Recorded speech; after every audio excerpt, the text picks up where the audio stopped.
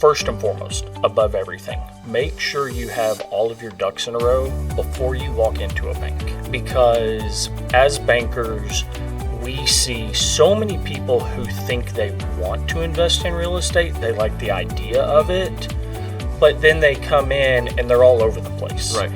So some of the things you need to be doing is you need to know this is the type of real estate I'm looking to go buy. We want to know, what are you going to focus on? Dude, don't come in and be like, I may do this, I may do that. If this comes up, possibly. Well, you don't want that.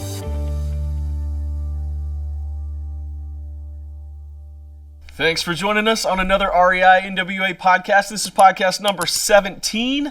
I'm your host, Coley Bailey. I'm an executive broker and team leader at the Lone Rock team at Fathom Realty. And today I have with me Nate Robinson. Hey, how are you? Man, doing well. It's good to see you. Good to see you. So you're at Today's Bank. Yes, sir.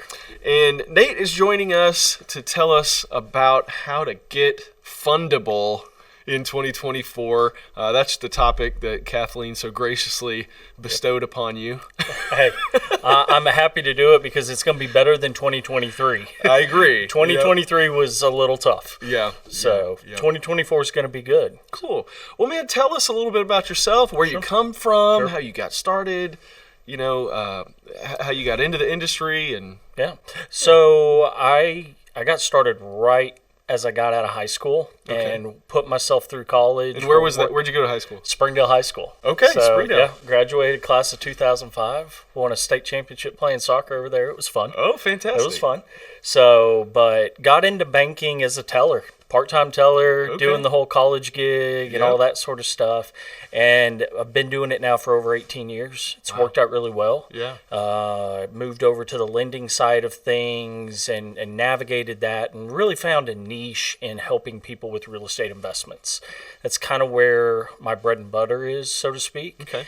That also led me to have an interest in wanting to do my own thing. Yep. So then I started buying up residential and commercial real estate. Typically, I focus on depressed properties, renovating them, this, that, et cetera. Normally, I hold on to most of everything that we purchase for long term so I can retire one of these days. Right. Okay. Fantastic. So in your everyday business, are you helping people mostly with long-term acquisitions? Are you also doing flips? Are you doing new construction? So we do all of the above. Okay. The way I like to look at it is there's not a real estate deal that hits my desk that doesn't have some nuance from everything else that I've ever done. Right. So whether or not you're looking at buying raw land and just sitting and holding, or you're looking at doing large-scale development, subdivisions, etc., you're buying that flip property that you steal for a penny, anything of that nature. We have some of our clients are buy and hold, and they're developing large rental portfolios. Some of them love the grind of get it, flip it, go on to the next exciting project. Yeah. So we really can handle any of that. Okay, great. All right, so we're gonna get into some of the steps and some of the process to actually getting a client fundable in 2024. Right after this word from our sponsor. Are you struggling with real estate code compliance? Let Ordinal, your AI navigator, simplify it for you. Receive clear answers to your nuanced compliance questions in seconds, with citations included. Currently, the Ordinal beta version specializes in the Northwest Arkansas cities of Bentonville, Fayetteville, Springdale, and Rogers. Join the beta version now and get your first month free using the promo code REI. After that, it's just $12 a month. Visit breakground.ai/Ordinal or click the link in the description below. Start incorporating AI into your real estate workflows today with Ordinal.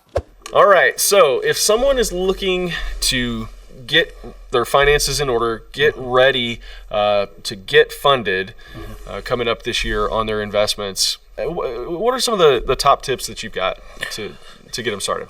So I think the first and foremost, above everything, make sure you have all of your ducks in a row before you walk into a bank. Because as bankers, we see so many people who think they want to invest in real estate. They like the idea of it, but then they come in and they're all over the place. Right. And they're not prepared, and that's a big red flag to us, Yep. right? Because as a small community bank, it's not like throw everything in the box. If it all fits, then you're good. Yeah. We're looking at everything from character to demeanor to business plan. Like, what are we trying to accomplish here? Yeah. Have you done your research? Have you gotten all of your stuff in order? Yeah. That includes... Because you're taking the risk. You're holding Yes. this paper. These aren't loans that are going to get flipped Right. to somebody else. Right. We don't sell any of these. Yeah. Yes. Yeah. So we're holding the bag. Yeah. And we're looking at you as much as, are you a good business person, as Right. much as what do the numbers look like on paper. So some of the things you need to be doing is you need to know, this is the type of real estate I'm looking to go buy. We want to know, what are you going to focus on? Right. Okay. Am I going and I'm buying a duplex? Am I going and buying land to develop, etc.? Know what you want to do. Don't come in and be like, I may do this, I may do that. If this comes up, possibly. We don't want Right. that. We want a plan. Yeah. We want you to have your financial statement. We want you to have your taxes. We want to know, okay, have you identified potential properties? What's that price range? Well, do you have an idea as to what that payment might be? What do you think the rent rates are going to be? And it's easy if they're working with a realtor to be like, hey, this is what the rent rates for this neighborhood are typically running, etc. This Yeah. is what you can expect. We want them to do some of their homework on the front end. Right. We're there to help guide them, but I don't want to do it for them, Right. if Yeah. that makes sense. Yeah, you can't give them a business plan. You can tell them if their business plan has any holes that maybe you could help with, right? Absolutely. Yeah. Absolutely. Yeah. So if you put in the work on the front end, we will help you all day long. Right. That's the most important thing. And first impressions are huge. Another thing that I would recommend is if you know someone in banking, call them and ask them who they should talk to. Right. If someone walks in off the street, I get a little nervous. I'm being completely transparent. Well, the relationship matters because it gives you a lot of information on the risk profile. Correct. Yeah. And in our industry, a lot of our business is grown by word of mouth referrals. This is how you and I met, Yep. right? Yep. Yep. And I think that's really important. If you know a banker, call them. Hey, do you do this type of lending? If they say no, say, who should I reach out to? Yep. Making those connections on the front end, I think, is absolutely critical. And being prepared when you walk in the door. You're not going to have every single answer. And a banker's not looking for that. Yeah. They're looking for someone who's put in the effort, though, to be prepared to take that step. Yeah. Okay, great. Cool. Okay, so I've got a question. Okay. It's kind of a newbie-oriented question here. How important is your personal credit score when you're doing, business loans or you're doing things under your LLCs or things like that? How does that play into your metrics? So this becomes a really layered question. And the reason being is some of our largest clients, not only at my bank, but at other banks, some of the largest clients have really junky credit scores because banks are hitting their credit all the time. Oh, Okay, so I don't want everybody to get hung up on, I've got to stay above 700. If you're out and you're going and you're blowing and you're buying things up and you're turning things, Yeah. people are going to be hitting your credit, and that obviously is going to drag it a little bit. But in turn, they're going to sit there and say, well, this is their book of business. This is what their portfolio is, and we understand that there's a correlation there. right.